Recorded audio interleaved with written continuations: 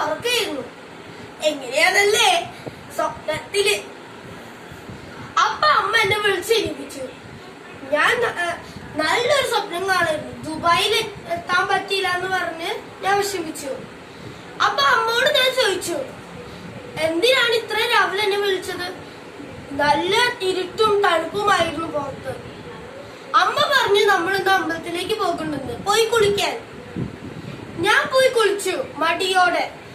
പക്ഷെ അമ്പലത്തിലേക്കാന്ന് വിചാരിച്ചിട്ട് പോട്ടേന്ന് വിചാരിച്ച് വേഗം കുളിച്ച് റെഡിയായി വന്നിരുന്നു. അമ്മാവൻ ചാലക്കുടിന്ന് വണ്ടിയും കൊണ്ടുവന്നു. ഞങ്ങൾ അങ്ങനെ പോയി അവിടെ എത്തി. രാപ്പാളുള്ളൊരു അമ്പലത്തിലായിരുന്നു. അവിടെ രണ്ട് കയ്യിലും വെണ്ണ പിടിച്ചിരിക്കുന്ന ഉണ്ണിക്കണ്ണനെ ഞങ്ങൾ അവിടെ കണ്ടു. അവിടെ ഒരു പ്രത്യേകതയുണ്ട്. അവിടെ ഒരു പ്രധാന വഴിപാടാണ്. എനിക്കറിയില്ല, ഞാൻ ഇപ്പൊ മോളിൽ കാണിച്ചിട്ടുണ്ട്. എനിക്കത് വായിക്കാനേ കിട്ടാനുള്ള. അവിടെ ഒരു ചോറ് തരും. ആ ചോറ് എല്ലാ കുട്ടികളും കഴിക്കണം. കുട്ടികൾക്ക് വേണ്ടി ഒരു പ്രധാന വഴിപാടാണ്.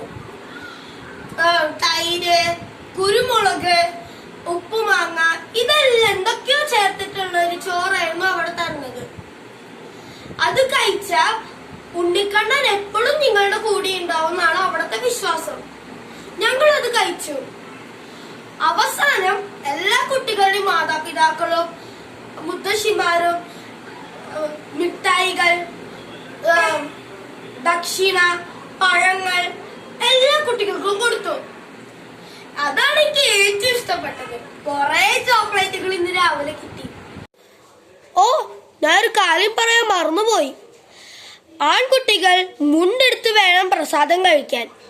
പ്രസാദം വിളമ്പുന്ന ഇലയിൽ ചോറിന്റെ കൂടെ ശർക്കര പായസം, പാൽ പായസം, വെണ്ണ, പിന്നെ പഴവും തരും. പുതിയ അമ്പലം, പുതിയ സ്ഥലം, പുതിയ പ്രസാദം, ഇത് ഞങ്ങൾക്കൊരു പുതിയ അനുഭവമായിരുന്നു. നിങ്ങൾക്ക് വേണ്ടി ഇതാ